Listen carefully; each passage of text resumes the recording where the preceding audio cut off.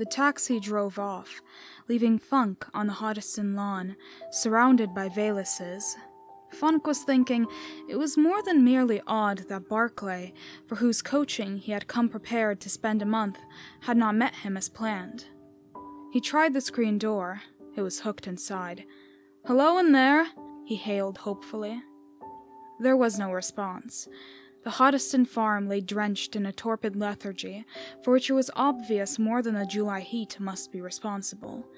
Within the house, no one stirred. On the surrounding fields, no one was abroad. Even the usual sounds of the farm animals were hushed. Funk was unpleasantly affected. Surely the entire household had not gone to meet his train and somehow missed it. He carried his traps to the stoop, crossed the yard to the barnyard, and hollowed again.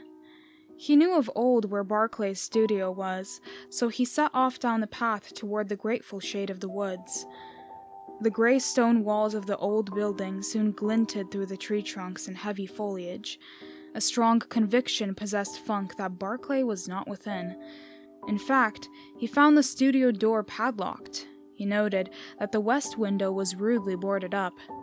He walked around the studio to the north. Here the trees had been cut down, and the studio wall was entirely of glass. He peered in with deepening curiosity, but apart from the usual litter of easels, painting paraphernalia, and accessories, canvases in serried rows against the walls, his attention was almost immediately drawn to a painting propped against the south wall, where the full light from the opposite windows poured in revealingly. "Rum go," Funk muttered, puzzled. That never is Barclay's work, and he would never have let a student perpetrate such a monstrosity of line and crude color. He pressed his face to the glass, cupping it against the outside light. "That old man," Funk said aloud, amazed. "Maybe crudely done, but he's also absolutely horrible. His hands, they're dead hands. Bloodless. Waxen. Something about the way he's sitting there. Drooping as if he hadn't the strength of himself to sit erect and was being held by something without, that you can't see. I don't like the thing. It's ugly. There's something wrong with it." He said this last with conviction, and as he exclaimed, became aware of another gaze fixed upon himself. He snapped upright and wheeled quickly. Waiting patiently for him to finish his examination of the studio's interior stood a man in patched, stained blue overalls. "Well?" snapped Funk sharply, a bit taken aback. "Mr. Barclay's at the house, sir. You're Mr. Funk? I'm Mulcahy, Hoddesdon's hired man." Funk nodded. "All right, I'm coming. How did Mr. Barclay come to miss my train?" "He was all down to the police station, sir." Mulcahy fell in behind him. "Police station?" echoed Funk. "What's been going on here?" "I found Mr. Oakey dead in the studio this morning, sir." "What?" Funk whirled and confronted the Irishman. "There's something wrong in there, sir. I saw blood on the old devil's beard." The man's voice quavered. "Snap out of it, Mulcahy. Are you referring to that picture?" "I am that, sir." "Blood on the old man's beard? Ridiculous. I saw none." Mulcahy insisted stubbornly. "Blood it was, sir, and the poor young man's was all drained out of him, sir." Funk stiffened to deep attention. "Huh, this sounds intriguing. Blood on the old man's beard." "And dripping from his dead fingers, sir. And not one drop left in the corpse, sir. Blood all over the damned old devil's whiskers, and his dead fingers, sir. Mary Mother." Mulcahy crossed himself with pious haste. "Who did that painting?" Funk demanded, turning again towards the house. "A man by the name of Silva, sir. He's after being a cabinet maker, but he got to thinking he could paint. So he made that beauty back there, devil fly away with him." "He sure can paint," muttered Funk cryptically. "He's mixing something with his paint that only devils from the pit can give him," the Irishman declared darkly. He hesitated, then rushed on. "Sir, the night before the poor lad was murdered, there was a fine canvas of Mr. Barclay's cut into ribbons, and Mr. Oakey's prize picture the same. What might that mean, along with the poor lad's being killed the next night? And Silva only getting honorable mention last week, where he was looking for first prize. Looks as if Silva had a motive, declared Funk as they walked into the barnyard. Life was stirring normally about the farm now, as if a ban of enchanted silence had been lifted. Funk could see Barclay's bulky body leaning over the valises on the front stoop. He hailed his friend, then asked Mulcahy hastily, "What do the police say?" "Any of us might have done it, sir, but the studio was locked from the inside, and there's no motive, and they can't figure out where the poor lad's blood went, sir." Back of the simple words pushed a dark significance of terrible things. "Looks as if there were more here than appears on the surface." "Right you are, sir. From now on, Tom Mulcahy wears a blessed medal next to his hide, day and night." Funk met Barclay's welcoming hand with a hardening grip. "Sorry to have missed you, Funk, but this ghastly tragedy has dislocated all plans. I was fond of the boy," groaned Barclay, his face working. He had a gift, had Harry. I was looking forward to what he would do with color in the not-far future. And now..." His voice broke. "Where's my room, Barclay?" Funk gathered up his bags and followed the other painter up the front stairs. Both men lighted cigarettes in silence. Barclay stared abstractedly from the window, while Funk unpacked rapidly, puffing clouds of smoke about himself as he tossed shirts, underwear, ties into the open bureau drawers. "I want to know how Silva's painting got into your studio," he said at last, with an air of relief as he finished his work. "So you're taking that attitude?" Barclay asked, his eyes heavy. Funk did not attempt to evade the implied issue. "Anybody but a crass, materialistic jackass would," he responded quietly. "I didn't know you went in for that sort of thing. I have no time for anything but painting. Just making a living takes most of my time these days, Funk." The younger man's eyes snapped. "A very little suffices for me. I'm too fascinated with studying the truths underlying the illusions of material existence. Not that I've gotten very far, but what I know, I know." "Then perhaps you can say what's unnatural about poor Harry's death? I know there's something wrong about it." "Something wrong," echoed the younger man thoughtfully. "Yes, there's something wrong, and uncanny, about this lad's death. As to its being unnatural, there are many strange and little-known laws operating along lines so new to us." He broke off there, his expression clearing as if an illuminating idea had suddenly clarified the situation for him. "I believe the poor chap's death is due to an extremely interesting example of the transference of an evil will to power." Barclay wheeled from the window, saying abruptly, "I didn't tell the police what I felt lay behind this tragedy. I have no hankering to live in an insane asylum. Now, I have a faint hope that you may be able to appreciate the strangeness of my experience. Listen. Manuel Silva settled here a few years ago and has been doing well as a cabinet maker. Recently he learned that I got from $300 up for a canvas. He thought this an easy way to get rich, but I refused to teach him. You know, I never take any but advanced students of decided promise. My refusal roused Silva's furious resentment. I have instituted an annual art exhibit in town. Silva entered 3 canvases to force my hand. They were rather terrible. One was a blacksmith, dark, sullen, sinister. He was hammering viciously at what appeared to be a battered crucifix. Another was a farmer slaughtering a wretched hog that somehow looked like a naked man. The butcher's face wore a too realistic grin of sadistic enjoyment as he wielded his bloody knife. The third was the painting you've just seen in my studio. Harry's entry took first prize. This was inevitable. I felt inclined to encourage a couple of young local artists, so I gave them an honorable mention. Not to slight Silva's pride, I included him. The night before the canvases were removed, Harry and I were in the gallery, and he pointed out that someone had deliberately cut the honorable mention ribbon on Silva's canvas so that it hung in dangling strips. Odd that, eh? You're opening vistas, replied Funk, lighting another cigarette from the one he had been smoking. You are absorbingly interesting. I criticized Silva's painting, observing that Harry was right when he said it gave him the jitters, but that in just that degree it possessed a touch of wild genius. Harry pronounced it ghastly, to paint a hunched-up old man as dead as a doornail, his hands frightful, decomposing, yet sitting up there. Ugh. Silva's colors were crude, his drawing distorted. Just how, it would be difficult to say, but wrong, you understand? Wrong. I said I dared not encourage Silva because of a very strange quality in his work. That's something wrong. And then we both nearly jumped out of our skins. From the dusk behind us, someone broke into an ugly chuckle, and we turned to see a dark figure slouching out. It was Silva. And I realized that he'd heard me pronounce him an evil genius. Harry made light of my compunctions, but I was disturbed. We confronted the old man and the painting once more. As twilight gained the room, a murky dusk seemed to creep into the very canvas. Its shadows deepened. The old man merged into his dark background. All but his pallid face, his grayish beard, the waxen fingers dropping over his angular knees. It was wrong. Entirely wrong. And then, all at once, Harry twitched my sleeve and exclaimed, "Let's get out of here!"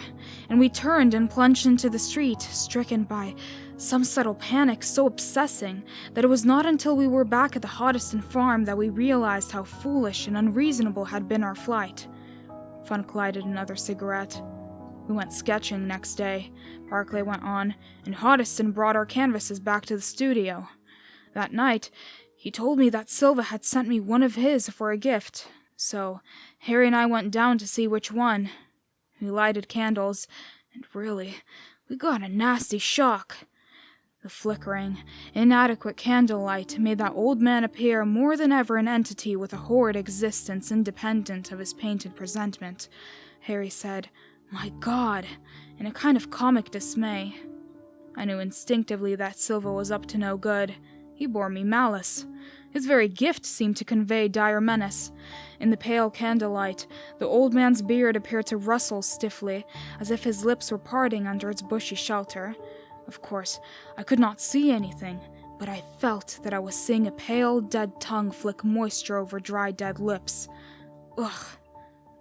That must have been an odd sensation, cogitated Funk aloud, as he expelled a thick cloud of smoke.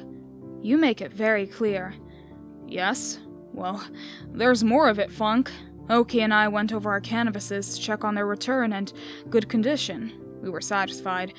Just remember this point, will you?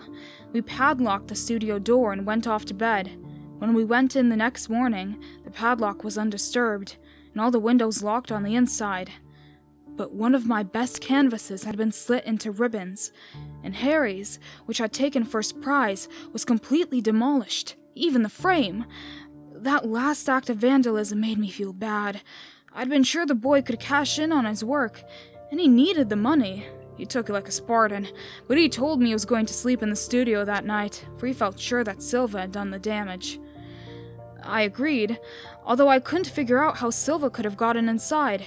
So last night I left the boy there. He said he was going to hang something over the old man's gosh-awful face. I offered to stay with him, but he wouldn't have it. This morning... Barclay broke down, turning back to the window with a suspicious gulp. Mulcahy told me, Funk hastened to say, lighting another cigarette. It was ghastly, Funk. Mulcahy was howling blood at every jump he took. Blood, he yelled, on the old man's beard. How about the coroner? Harry'd been dead for hours, finger marks on his throat. Every drop of blood drained from his body, Barclay said with slow emphasis.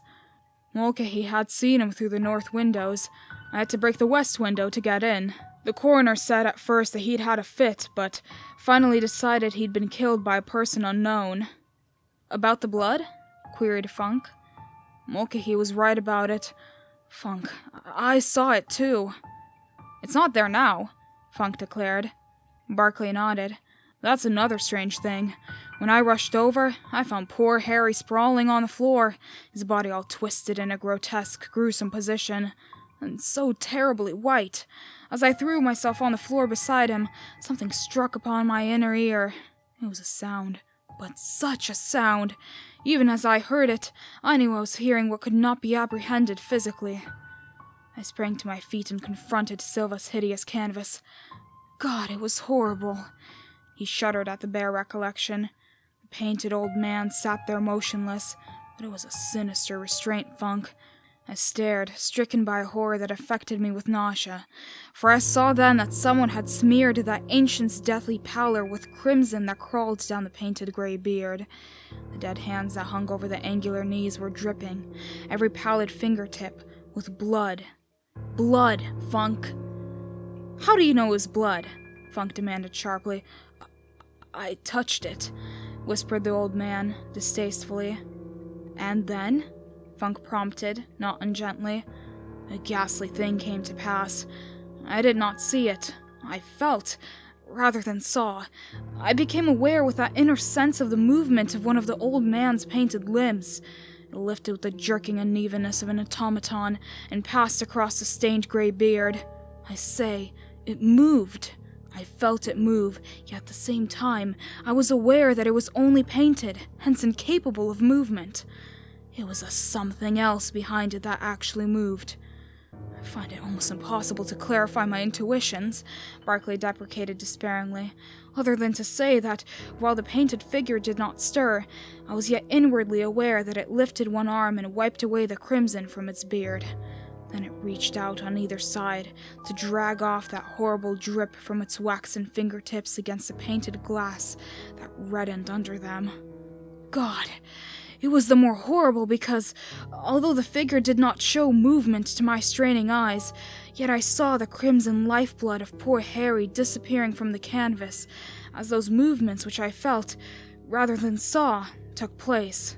Of course, this explanation is inadequate, he finished. Funk pushed the consumed tip of his cigarette to the fresh one he was holding between his thin lips. A cloud of blue smoke enveloped him, out of which his voice pronounced decidedly. Not inadequate, my dear fellow. On the contrary, it is very enlightening, so clear that I believe we may yet punish the murderer of that poor lad. Barclay's dreamy eyes burned with sudden fire. I'd give a year of my life to accomplish that, he exclaimed fiercely. I hardly think so much will be required, but you too may have to sacrifice one or two of your canvases. We'd better get the rest of Oki's work over here, and Silva must learn that you are taking steps to protect Harry's work and your own. He must be informed that tomorrow night you yourself will sleep in the studio. I'll bring him, Funk predicted darkly. You agree that it's Silva? Cried Barclay in relief. I have no doubt of it, but non propria persona. He's projecting his astral body through that hideous old man, and he's already made a grave error. What do you mean? He's permitted himself to savor human blood. Hence, he cannot be permitted to continue. He's dangerous now. He will be yet more so, unless checked. I propose to do this in the only permanent way possible. We have no proof of his presence in the studio, Funk. Who would believe the intangible evidence of my experience? No one, ordinarily, Funk agreed, adding quickly, but I believe. And there's another person who will not only believe, but will furnish me with the means of putting a stop to Silva's murderous proclivities, without disturbing the authorities unduly, he finished dryly. Wouldn't it be wise to return that picture to Silva? Or cut it to bits and burn it?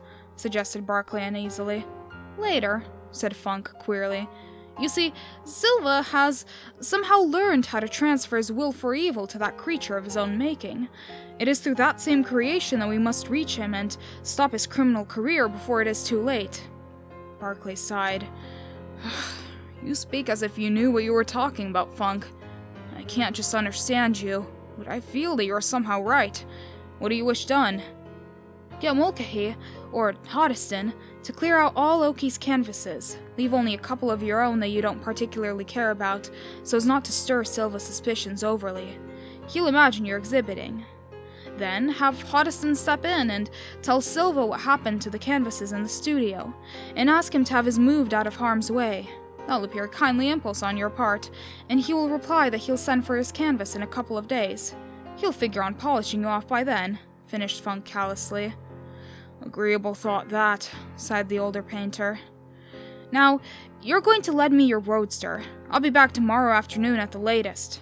Be sure Silva is given to understand that tomorrow night you'll be sleeping in the studio. Under no circumstances, however, venture in there tonight, Funk warned gravely.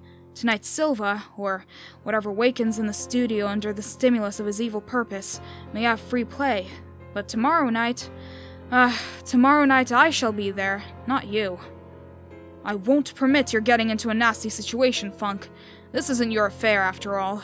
Harry was my protégé. It's up to me. Are you prepared to give effective battle to a painted demon, Barclay? Funk's laugh was incredulous. Can you, through that painted thing, silence forever the intangible, distant malefactor? You can do such things? Said Barclay's hushed murmur. I shall know how to before I return tomorrow afternoon. But how? I'm going to someone who knows. I shall demand the secret. She will yield it, I am certain. I'm going to see Gwen Caradorne. Where have I heard that name? Puzzled Barclay. Possibly in connection with her published brochures. Her reality of the abstract is fairly well known. It's discussed everywhere. Quite likely, sighed Barclay. I seem to remember it vaguely. Now, pursued Funk briskly, how about your car? It was dusk when Funk returned on the following day. The seriousness and abstraction that wove a cloak about him struck Barclay's curious inquiries into silence. A certain high air about the younger artist forbade imperiously any break upon that lofty mood. Funk's first query was, had Silva been duly informed of the occupation of the studio that night? He knows. He told Hodgson that he would call for his unappreciated masterpiece in a couple of days. The words were significantly emphasized. I rather fancied he'd say that. He knows you'll be here tonight? Hodgson told him. If there were any further trouble, I'd sleep there from tonight on, to protect his painting. Excellent. Funk rubbed his hands together and blew a cloud of thick smoke from the cigarette in one corner of his mouth. And was there any? Yes. Last night the 2 canvases I'd left were demolished. Good. He'll be expecting you to sleep there tonight. Let's have supper. Then I'll run into town and fetch Miss Caradorne. She insists upon coming out. The time was too brief to prepare me to handle the situation single-handed. That's extraordinarily kind of her, Funk. But if she is to be at the studio tonight, why not I? Barclay insisted. She would have handled it alone, only that she... Funk broke off suddenly, looking apologetic. Sorry I can't be more explicit, but she bans discussion of herself unless she decides to come out into the open, which she rarely does. She's... well, wait until you meet her, if she permits it, Funk broke off, in a kind of embarrassment. You'll understand then, but believe me, she is worthy the highest respect and admiration a human being could expect. Funk did not have to drive to town. Between dusk and dark, a shining dark blue car with a special delivery body slipped into the driveway. From the limousine-like front, 2 uniformed men alighted and walked to the rear of the car. There were wide doors there, which they proceeded to open. They withdrew with the utmost care, a strange anachronism. A blue and black and gold decorated sedan chair, small and delicate. They placed themselves between the shafts and started towards the farmhouse. Funk exclaimed, and sprang down the steps to meet that odd equipage. He bent over what was obviously an extended hand, white in the dusk. Barclay, staring, saw the young artist touch his lips to those extended fingers. A child's high, shrilly sweet voice gave an order, and the chair-bearers carried the sedan chair towards the barnyard. Funk followed, calling back as he went, "See you tomorrow morning, Barclay!" With that, he disappeared after the chair into the soft darkness beyond the barnyard. Barclay felt that he could not sleep. He was intensely irritated that Gwen Caradorne should have sent a child to take her place in what he felt must be a post of danger. He went down to the shining automobile and walked around it with curiosity. The rear doors had been closed, and nothing marked it as out of the ordinary save, perhaps, the expensive type of shock absorbers for a delivery body. And of course, what looked very like a periscope set in the top, as much out of space as was a modern child in a sedan chair. He sat at his window, fell asleep there in his chair, and did not waken until Mrs. Hodgson tapped at his door, calling that Mr. Funk and the little girl had returned. She volunteered that the little girl was a perfect little French doll. Barclay took the stairs 3 at a stride. In the hall, Funk sat on a hassock which brought his face slightly below the level of the small oval countenance of the child, who sat sedately on the hall chair. Barclay noticed with an artist's appreciation the bloom on her dazzling cheeks, the straight nose, the richly scarlet, mobile lips. He approved the curling black lashes, finely penciled arching eyebrows, sleek black bobbed hair.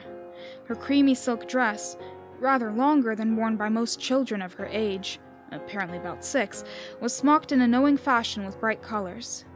Her feet were inappropriately encased in high-heeled French slippers. All this the artist in Barclay captured at a glance, just as he took in the beauty of the slender, tiny hands, of the taper fingers, and the eloquence of every gesture. A strange, an unusual child, this. His leaping footsteps brought upon him a lifting of fringed eyelids, and what he felt shrinkingly was a glance of indifference. He stopped short at the foot of the staircase, abashed at this disdainful glance. He knew all at once why this child's frock was longer than customary, why her tiny feet wore adult-styled footgear, why sophistication animated those taper fingers. The cobalt blue eyes that regarded him from the child's elfin face were the eyes of a grown woman.